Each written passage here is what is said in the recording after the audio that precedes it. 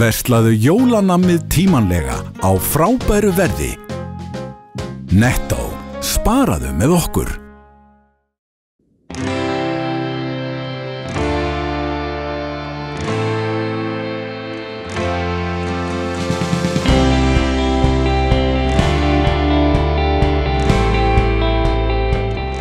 Komið þið sæl og verið velkomin í Suðurnesja Magazín, okkar hér á Víkurfréttum.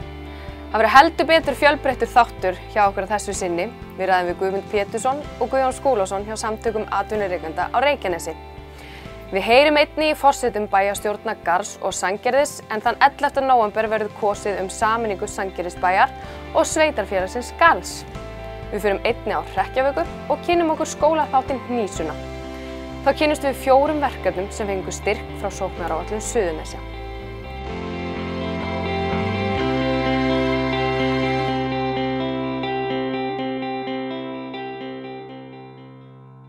Eins og við all vitum hér á Íslandi þá býr náttúran okkar yfir gríðarlegum verðmætum og það hefur verið áskorunin okkar að nýta þann vísindalega bakgrunn sem við höfum til þess að þróa lífvirkefni, snjöll og afburðarhrein efni úr íslenskri náttúru. Og við höfum mest verið að fókusera á sjávargróður en líka lækningajurtir og aðra plöntur á landi. Við fengum styrk frá uppbyggingarsjóði Suðurnesja og það hefur hjálpað okkur gríðarlega mikið. Við höfum notað þennan styrk til þess að búa til kynningarefni, vídeó, segja sögun okkar í mál og myndum. Og þó að þessi styrkir séu kannski ekki mjög stórir, að þá skipta þeir miklu máli fyrir svona litla sprota eins og Tara Mar.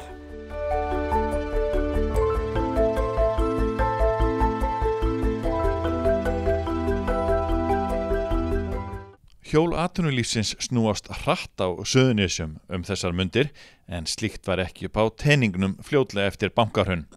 Staðan var verst á Reykjanesi og þá tóku atvinnurekendur sig á svæðinu sig til og stofnuðu samtök til að bregðast við ástandinu. Samtök atvinnurekenda á Reykjanesi, SAR, voru stofnuð árið 2010 og stóð Guðmundur Pétursson fremstur í flokki í því verkefni og var kjörinn formaður þeirra. Nú staðan aldeilis önnur og Guðmundur ákvað að stíga til hliðar og nýr formaður hefur tekið við samtökunum. Hann heitir Guðjón Skúlason og var þekktur körfuboltamaður á sínum tíma. Guðmundur, hvernig kom stofnun samtaka atvinnurekenda á Reykjanesi til á sínu tíma og hvenær var þetta? Þetta var sannarlega í febrúar þegar komum saman nokkur aðilar til þess að skoða hvað var þetta að gera. Það var ekkert að gera þá, mikið atvinnuleysi og svona þingsliðumönnum. Svo við fórum og skoðum hérna í sveitarfélögunum hvað var þetta að gera, dróðum að nokkuð marga menn og endum með stofnfundi á Ránni sem var í maí 2010 og þá voru 31 stofnfélagi. Svo fórum við í ferðalög sveitarfélögin árið þar og eftir, það var mikil deilsan sem var yfir, en svo fórum þetta að þroskast og við fórum að gera samninga við ýmsa aðila, eins og varðandi norðurslóðir og fórum austur að gera samning við atvinnuþróunarfélag í Eyjafirði og þá smá saman fara svona að koma og við sjáum hvernig er í dag, hér er allt í bullandi uppsveiflu, þó þessi ekki allt okkar að þakka, en við fengum að taka þátt í þessari uppbyggingu. Hvernig var, ef þú lýsir í stuttu máli, staðan við stofnun þessara samtaka árið 2010? Hún var svolítið svona skrítin en þó, við fórum strax með það að vera með borgarafund. Við vorum með 2 borgarafundi, annaðra sem við sögðum við ríkisstjórnina, hún er að mæta og segja hvað þau ætla að gera í málum hjá Suðurnesjabúum. Og svo voru þeir boðaðir aftur 2 vikur seinna, aftur borgarafundur og það var fullt í stabanum. Og það má segja að það sé erfitt að halda svona borgarafund, þetta er viðkvæmt. En það tókst ágætlega og við komum okkar málum á framfæri og náðum þar góðum tökum. Staðan hjá fyrirtækjum og almenningi á Suðurnesjum rétt eftir hrun, hún var vægast sagt mjög slæm og eins og verst á landinu. Já, hún var það. Við vorum þá að renna inn í 12–13% atvinnuleysi. Þannig að þetta var mjög slæm staða. En þetta svona peppaði fullt af fólki og í dag eru yfir 200 aðilar tengdir samtökum atvinnurekenda, sem er bara mjög gott. Guðjón Skúlason, þú varst nú áður í 3 stiga körfubolta, við leyfum mér nú að segja svo, þú ert komin í þennan vettvang að taka við að Guðmundi sem formaður þessara samtaka, hvernig leggst það í því? Þetta er náttúrulega stóri skór að fylla. En þetta flottur hópur, þetta hérna, sterkur grunnur, þetta bara mjög góð staða eins og við erum í og ég held að með að við fundin í dag og það sem erindi sem við fengum frá honum Halldóri Benjamín, stöðuleiki, halda því sem við eigum og hérna, hlúa því sem gott gert á Suðurnesjum og Reykjanesi. Það það sem kannski stóra verkefni hjá okkur og hérna, tengslanetið, allir sem vilja svæðinu vel eru velkomnir og við munum reyna að styrkja það bara í framtíðinni. Það ekki hægt að segja að það hefði beint verið tala vel svæðið það leyti sem samtök atvinnurekenda á Reykjanesi eru stofnuð. Það vildi enginn flytja hingað og það var ekki mjög gott umtal. Þetta hefur breyst mikið. Gríðarlega og hérna, ég held að það sé þáttur í því að hversu öflugt fólk hérna og viljugt í að snúa málunum við og eins og við sjáum bara í dag að það vantar nánast vinnuafl, það vantar íbúðir, það vantar í alla hluti og hérna, það frábær staður að vera á. Við skulum þó gera okkur grein fyrir því að þetta getur breyst. Þannig að við þurfum að vera vakandi og það þurfa allir að spila með og atvinnurekendur eru bara gríðarlega stór hluti af þessu hérna að vinna með yfirvöldum og Gummi, eitthvað eitt svona stórt sem situr ofarlega í huga þér þessi tími frá því rétt eftir hrun og til dagsins í dag svona ef þú tengir þennan atburð við samtökin? Ég held að það sé hrynjandi sem búin að vera síðan 2010 að við erum að tengjast alltaf sterkari og sterkari böndum. Ég man að fyrst ég hitti Guðjón, þá var það svona einn af fyrstu fundunum hjá SAR og þá kom ég ljós að hann var þá að stýra 900 manna batteri og þá spurði ég hvað segirðu, ekki vissi ég það, hélt ég vissi allt. Og þetta kannski segir mest samtök atvinnurekenda. Það þessi félagskapur, hann að kynnast hvort öðru og að segja frá. Og það það sem styrkir okkur hérna á svæðinu. Sko. En þegar horfið svona til næstu framtíðar, ef við getum orðað þannig, hvernig leggst þetta nú í því? Nú mjög mikil þensla og það líka mikill vandi eins og það erfitt að vera með mikið atvinnuleysi. Já, vandinn að við fáum ekki að setja smá stýring á þetta. Þetta of mikið á skömmum tíma. En vandinn náttúrulega að þetta erfitt fyrir sveitarfélögum, innviðagreiningu og að koma þeim í gang. En eins og vanlega, við höfum séð þetta við munum leysa það. Við gerum það bara saman. Þetta gríðarlega mikið framöndan. Sko. Guðjón, þú ert að vinna hjá stórum aðila og varst að vinna hjá mjög stórum aðila, bæði fyrirtækin á Keflavíkurflugvelli og þið hafi verið að flytja inn fólk til þess að starfa fyrir ykkur. Hvernig hefur það gengið? Það gengi bara vonum framar og hérna, þetta bara nauðsynlegt og eins og segi, þegar þenslan og þetta stækkar svona gríðarlega sem kannski ekki hollt en við verðum einhvern veginn að bregðast við og hérna, fyrirtækinu að hafa lært allt hvort öðru.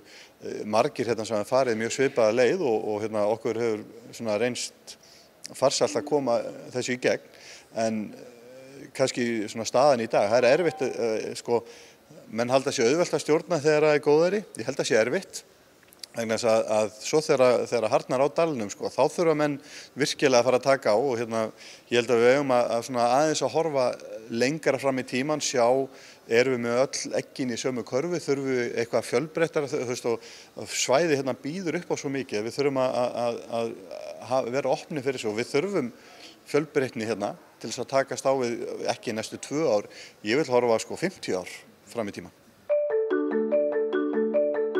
Við erum í Grindavík, niður við í gamla bænum og þetta eitt elsta sjóverðbár á Suðurnesjum sem við teljum þeirra, sem nánast óhreyfð. Við sóttum styrk til uppbyggingarsjóðs Suðurnesja 2016 haustið og það ætlunin að rífa allt járn að utan, setja nýja glugga í húsið, lyfta því aðeins upp.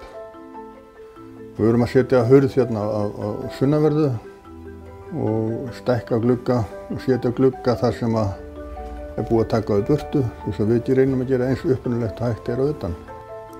Til þess að þetta gangi allt upp hjá okkur þá þetta samfélagi þarf að standa saman og allir hjálpast að. Við erum að gera þetta þó að minja sögufélagi eigi þetta hús þá erum við að gera þetta fyrir bæjarbúa.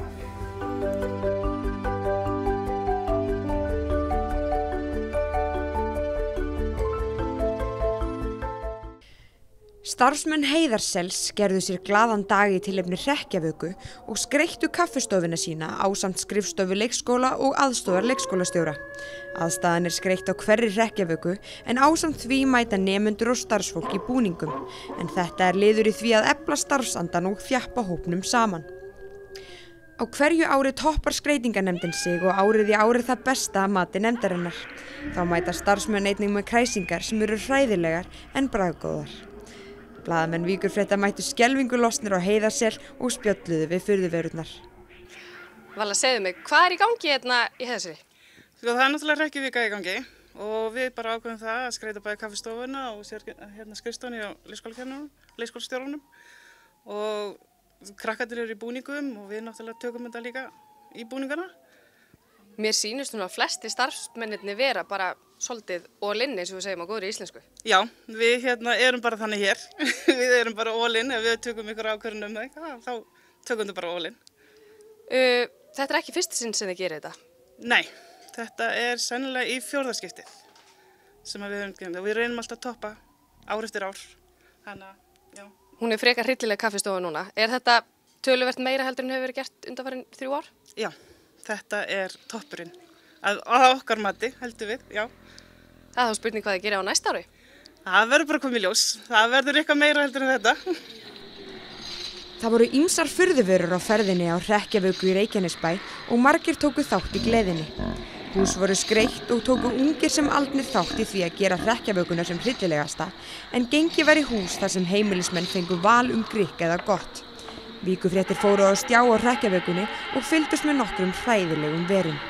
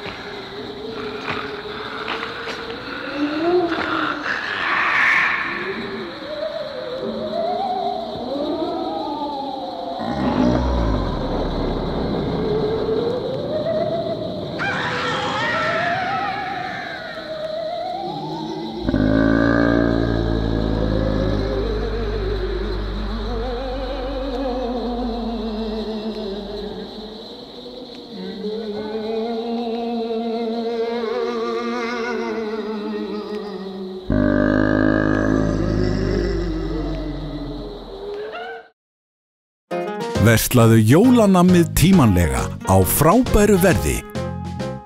Netto, sparaðu með okkur.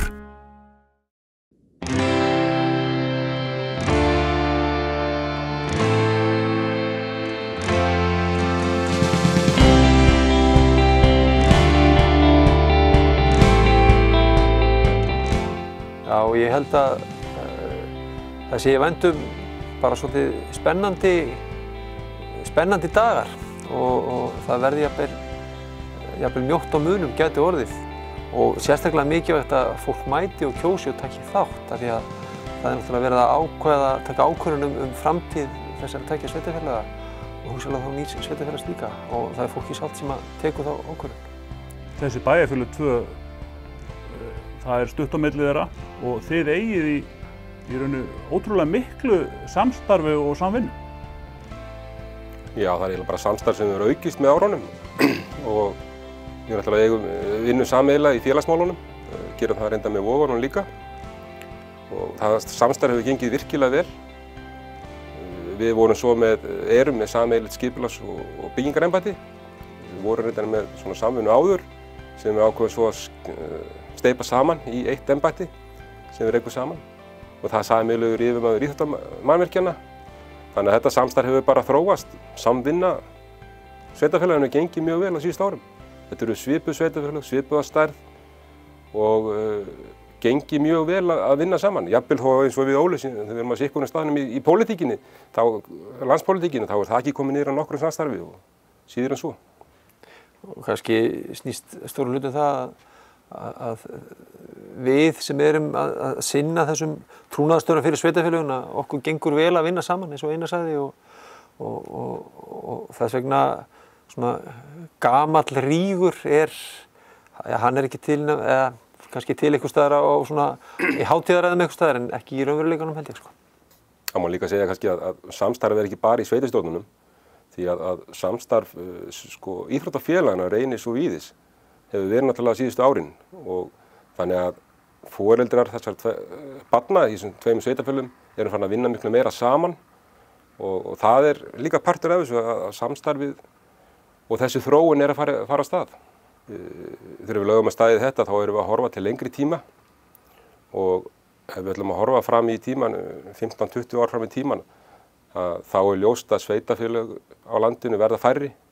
Það þarf sterkari sveitarfélög bara til að geta veitt þá þjónustu sem ríkið ætlast til að sveitarfélögunum og að því litum til ég þetta bara rétt skref að fara þetta. Verkefni sveitarfélaga hafa verið að svona þeim hefur verið að fjölga, þau eru að verða flóknari og jafnvel sérhæfðari síðustu ár og við sjáum ekki fyrir endan á þeirri þróun, það mun halda áfram. Íbúar gera kröfu það að sveitarfélögin veiti góða þjónustu og svona það sé haldið þétt utan nærumhverfið og þá eru sannarlega tækifæri í því að sveitarfélagið sé stærra og öflura og svona eigið auðveldara með að halda utan þau verkefni sem á að sinna. Þannig að það mörg rök sem að mæla með því að þessi tvö sveitarfélög sameinist og verið til nýtt sem að 3500 manna sveitarfélag. Einn af svona styrkleikunum í þessum hugsanlega samruna sveitarfélaga það að þú ert með tvær, eins og þú bendir réttilega á, tvær svipastórar einingar. Þannig að það ekki, í rauninni svo hætta ekki upp á borði að annað byggðakjarni sé að gleypa hinn. Það verður skóli áfram á báðum stöðum, það verður leikskólastarf, það verður ýmiss konar þjónusta sem þegar í gangi á vegum sveitarfélagana verður áfram. Og þannig að þetta ekki eins og þú ert með eitt stóran kjarna sem svona gleypir hina í kringu sig og lokar svo til þess að ná fram hagræðingu.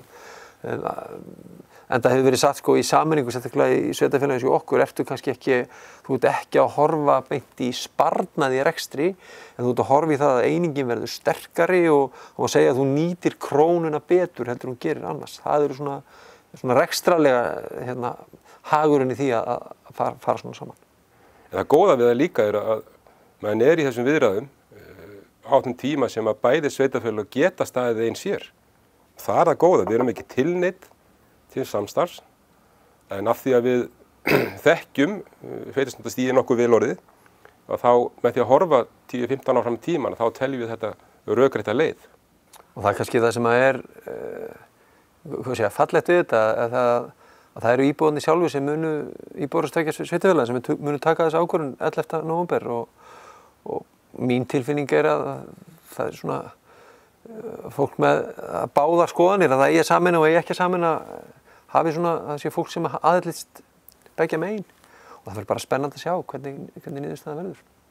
Af því að það sannlega þannig að sko, verkefni sem bíða eru gífurlega stór og við sjáum það bara hér á svæðinu, þessu mikla vaxta svæðið sem að Suðurnesin í dag, að við verðum að hafa bolmagn til að ráðast í að standa undir þeirra ábyrgð sem við höfum sem sveitarfélög í þeim vexti sem núna. Og ég held að svona stærra og sterkara sveitarfélag öflugra til þess að takast á við þessi verkefni sem að felst í miklum fjölgum íbúa, eftirspurn eftir vinnuafli, fjölbreyttu mannlífi og svo framvegis. Hefur þú velt sameiningu fyrir í gegnum tíðina? Kannski ekkert mikið í gegnum tíðina en náttúrulega síðustu daga hefur þetta mikið borið upp á. Þannig að maður pælir mikið í þessu þessa dagana. Ertu með á móti sameiningunni? Sko, með þær upplýsingar sem ég hef kynnt mér, þá eins og staðan í dag ég ekki hlynntur sameiningu. En það þýðir ekki að ég sé ekki bara með sameiningu einhvern tíman, en ákvörða núna ég ekki hlynntur.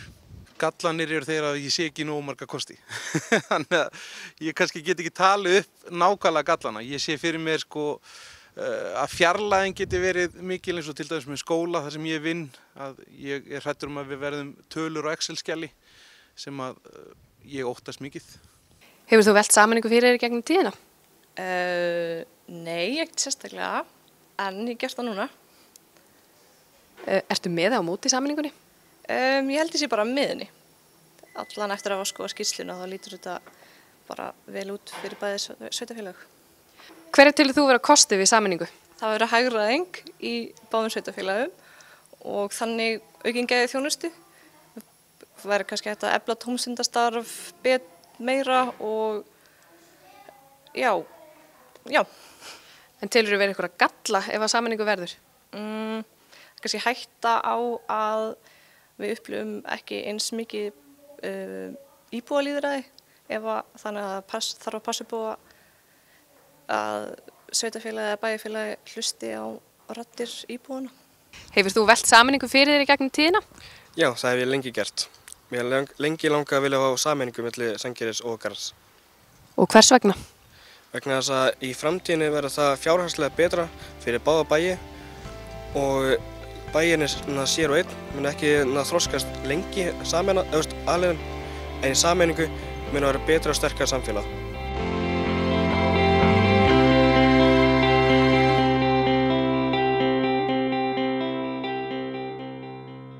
Já, við erum með verkefni sem heitir Graspro og fyrirtæki sem sérhæfir sig í að halda utan verkleg gögn sem eru unnin á svona fótboltavöllum eins og hérna. Margir verkþættir sem eru unnir á svona fótboltavöllum og þeir eru skráðir inn og haldið utan það hjá okkur. Við erum mestmegnis út í Bretlandi. Fókusunum okkar þar. Það er ánægjulegt að segja frá því að einn klúbburinn sem búinn að vera áskrifandi hjá okkur núna í svolítinn tíma sem heitir Forest Green Rovers sem lítið félag í Bretlandi sem nýlega var valinn umhverfisvænasti klúbbur í heiminum af FIFA. Svo erum við með fleiri svona stærri aðila heldur en þá. Við erum með félagi eins og Fulham margir þekkja í ensku fyrstu deildinni og auðvitað enska knattspyrnusambandið og fleiri svona stærri aðila. Við höldum áfram á fullum krafti og stefnum á það að koma okkur betur inn á markaðinn í Bretlandi og færa okkur svo yfir á önnur svæði.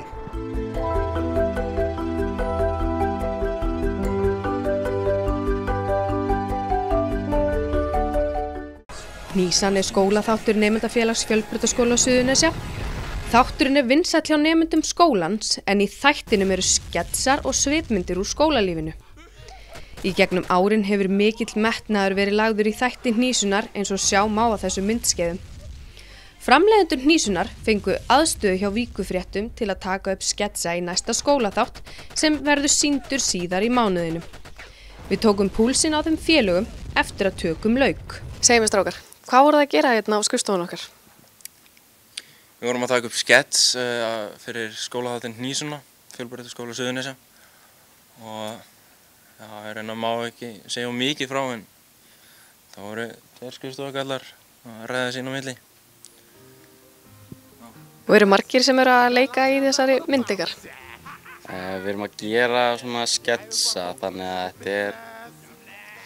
þetta verður svona sketsaþáttur eins og Steindin okkar og hann. Já, eitthvað í þá áttina, þannig að jú, það eru svona meðaltali 2 til 5 manns í hverjum skets. Já, við erum 6 í heildina og síðan eru aukaleikarar. Og eru þið út allan bæi, eru þið út öll Suðurnes eða hvernig er það? Já, við förum í Reykjavík og hérna á Suðurnesum, að mestu. Já. Nú voru þið tveir að leika. Eru þið í fleiri sketsum en bara þessum? Já, við erum í nokkrum öðrum. Eru þið svolítið aðleikarar eða hvað? Marel, hann tekur á sig. Já, ég skal taka á mig þá. Og hvað heillar ykkur við að vera að leika í svona sketsum? Láta fólk hlæja, það ekki? Jú, eitthvað þannig. Athyglisíkin. Já, ekki það. Eru þið kannski allir með netta athyglisíki eða? Ég myndi segja það. Já, ég myndi segja það. Ekki Víglundur, ég bátt með það, hann bara bak myndaðalina. Restinn, já. Og hvernig datt ykkur í hug að gera sketsa? Það hefur í rauninni verið svona áður fyrr. Þetta ekki fyrsta skipti sem þessi þáttur kemur út og já, þannig að bara svona haldi í hefðina. Fólk læra af þessu, vonandi. Og hvenær og hvar verður þetta sýnt? Það verður sýnt í Sambíónum 22. nóvember. Sem sagt, aðalega þá fyrir fólk úr FS en svo held ég að það er megi svo sem koma á sýninguna, sko. Já, svo líka sett á neti líka. Já, svo verður það sett á YouTube eftir það. Já, ég heiti Jóhann Smári Sævarsson og óperusöngvari að mennt og ég starfað sem óperusöngvari núna í 25 ár og síðan hef ég verið að leikstýra og verið að kenna söng og ég að stjórna 2 kórum.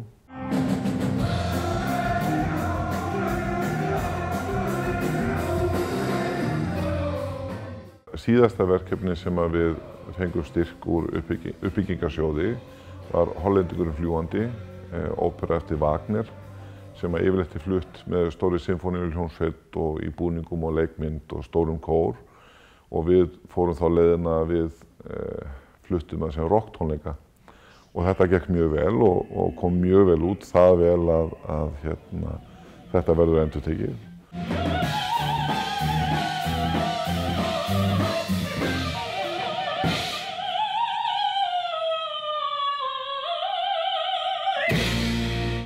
Og núna höfum við fengið áhuga frá Danmörku, frá lítilli óperuhátíð þar sem vill að við komum með verkefnið og að biðja samstarf með önnur verkefni út frá þessu.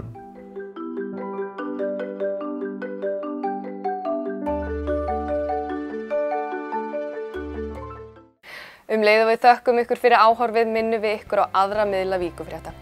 Víkufréttir vikulegt fréttablað sem borið inn á öll heimili á Suðurnesjum hvern fimmtudag. Vaff.is fréttamiðl Suðurnesja á netinu með nýjar fréttir alla daga vikunar. Kylfingu.is troðfullur af golffréttum alla daga og við hvetjum ykkur til að benda okkur á áhugavert efni í okkar miðla með pósti á vaff@vaff.is. Við sjáumst hér á sama tíma í næstu viku. Takk fyrir okkur og verið þið sæl.